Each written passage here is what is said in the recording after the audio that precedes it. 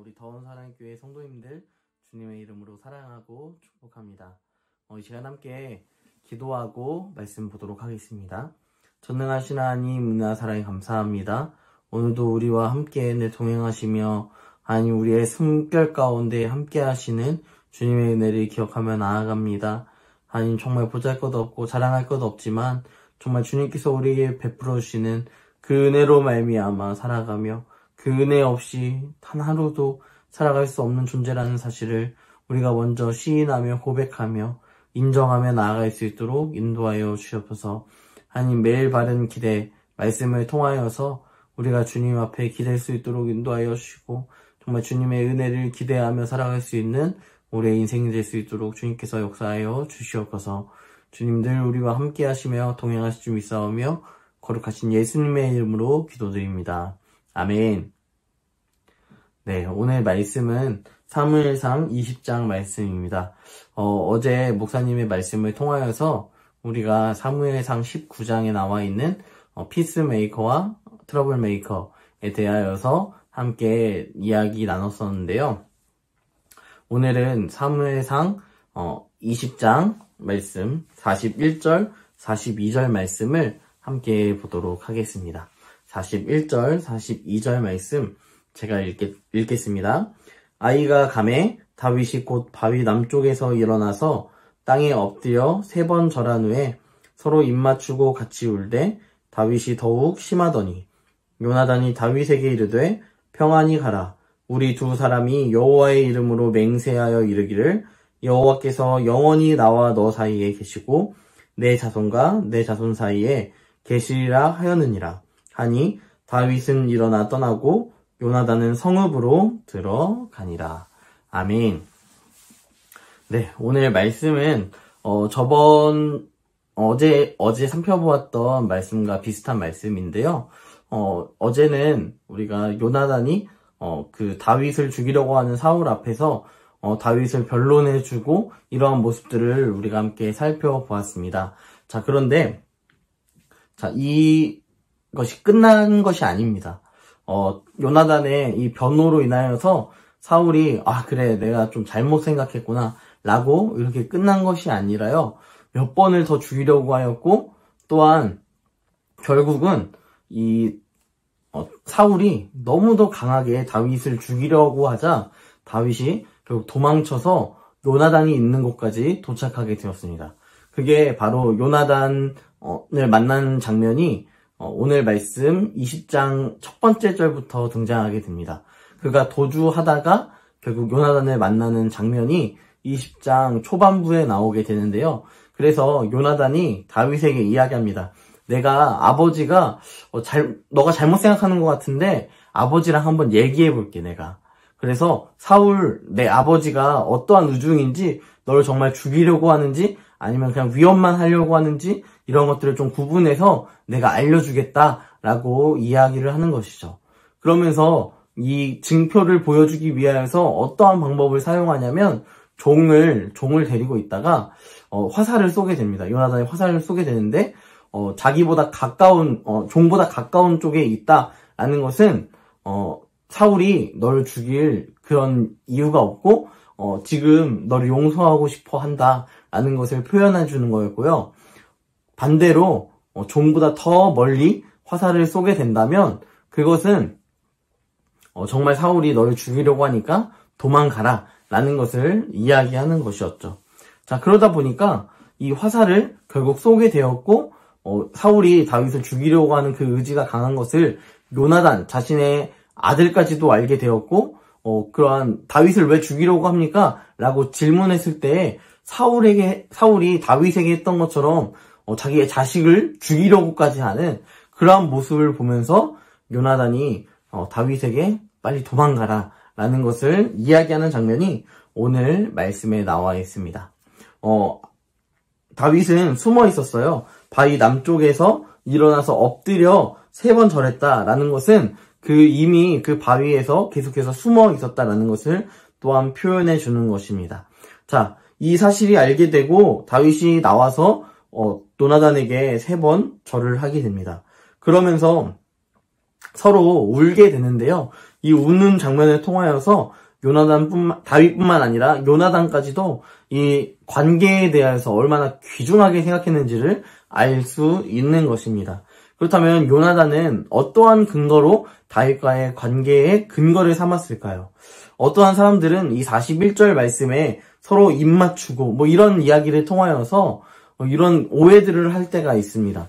다윗이랑 그러면 요나단이 동성애자가 아니었나, 동성을 좋아하는 그런 존재가 아니었나라는 이야기까지도 하게 되지만 전혀 그것과는 관계되지 않는 모습이고요. 입맞췄다라는 것은 마치 유럽에서 이제 볼뽀뽀를 하면서 인사를 하는 것처럼 그런 뉘앙스를 가지고 있는 인사의 한 방법이었다는 것을 우리는 다시 한번 생각해 볼 필요가 있을 것입니다.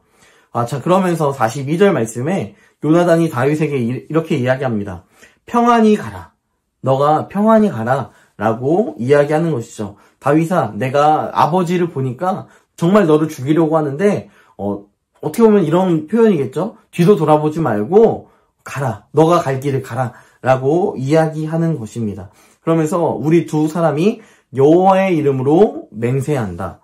여러분, 다윗뿐만 아니라요, 요나단도 하나님의 말씀 가운데 살아갔던 사람이고, 또한 여호와의 이름을 내세울 만큼 여호와의 그 이름이 얼마나 놀랍고 크신지를 아는 사람이었습니다. 자, 이것을 아는 사람이 바로 요나단과 다윗이었고, 그저 우리가 우정이라는 단순한 개념이 아니라 세상 사람들도 다 하는 그런 개념이 아니라 하나님과 사람 사이에 하나님께서 맺어주신 귀한 공동체, 귀한 우정이라는 것을 그냥 단순한 우정 이런 개념으로 끝내는 것이 아니라 하나님께서 만들어주신 관계로 생각했다라는 것입니다. 그래서 요나단이 다윗에게 이렇게 이야기하면서 여호와께서 영원히 나와 너 사이에 계실 것이다 라고 이야기하는 것이죠. 요나단이 다윗과 늘 함께할 수 있는, 마음을 함께할 수 있는 이유가 무엇입니까? 가운데 하나님이 함께 하시기 때문입니다. 다윗이 요나단과 함께할 수 있었던 이유가 무엇입니까? 동일하게 하나님이 이 둘 사이에 있었기 때문일 것입니다. 그러니까 결국 우리가 성경 말씀을 쭉 살펴보면 사무엘 하까지 가게 된다면 사울은 죽게 되고 또 요나단 또한 사울과 동일한 전쟁 가운데 죽게 됩니다.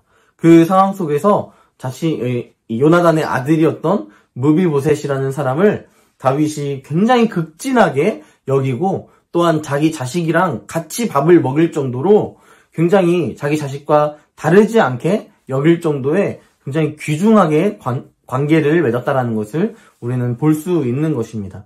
그런데 이것이 다윗이 단순하게 그냥 친했기 때문에 이러한 모습을 보여준 것이 아니라 요나단이 도와줬기 때문에 이러한 모습을 보여준 것이 아니라 요나단과 다윗 사이에는 하나님이 항상 함께 하셨기 때문에 이들이 이러한 우정을 쌓아나갈 수 있었던 것입니다.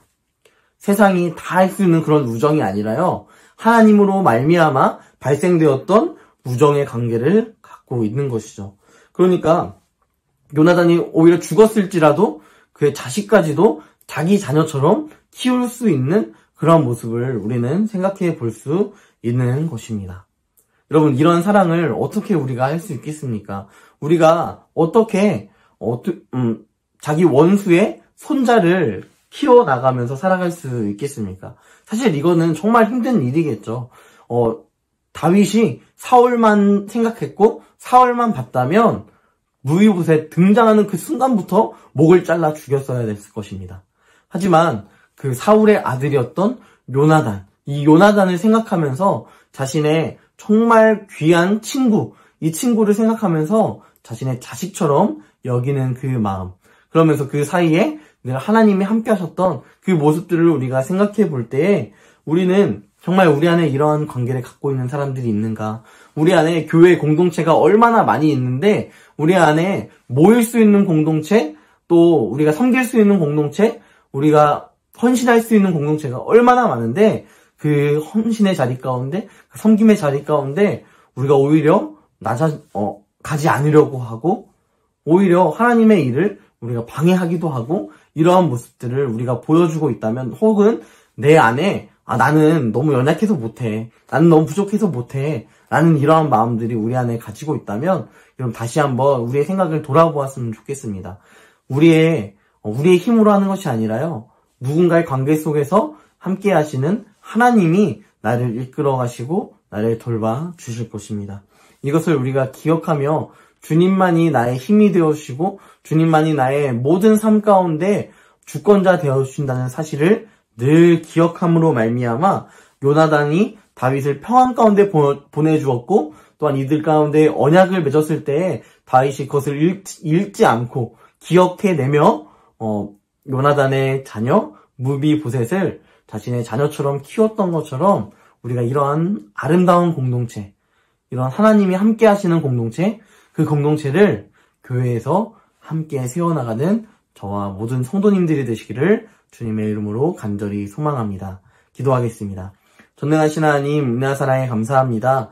오늘 말씀을 바라보면서 정말 요나단이 자신의 아버지가 죽이려고 하는 이 다윗을 바라보면서 자신도 죽일 수 있는 그런 상황이었고 그런 여건이 있었지만 죽이지 않고 평안히 가라 이야기하며 요나단이 다윗과 언약을 맺고 너와 나 사이에 하나님이 있다라는 사실을 고백하였던 것처럼 하나님 우리 교회 가운데 어떠한 공동체, 어떠한 섬김의 자리 가운데 있을지라도 그 섬김의 자리 가운데 중심은 하나님이시라는 사실을 늘 기억하며 그 하나님께서 나를 섬길 수 있도록 힘주시고 능력 주신다는 사실을 다시 한번 되새기며 살아갈 수 있도록 인도하여 주시옵소서.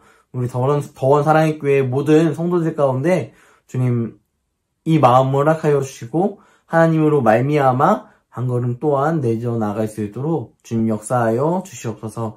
하나님 연말입니다. 정말 주님께서 인도하여 주셔서 올해를 잘 마무리할 수 있도록 주님께서 역사하여 주시고 또한 2021년을 시작할 때에도 주님의 은혜만을 우리가 고집하며 살아갈 수 있도록 인도하여 주시옵소서. 주님께서 늘 동행하시며 역사할 줄 믿사오며 거룩하신 예수님의 이름으로 기도드립니다. 아멘.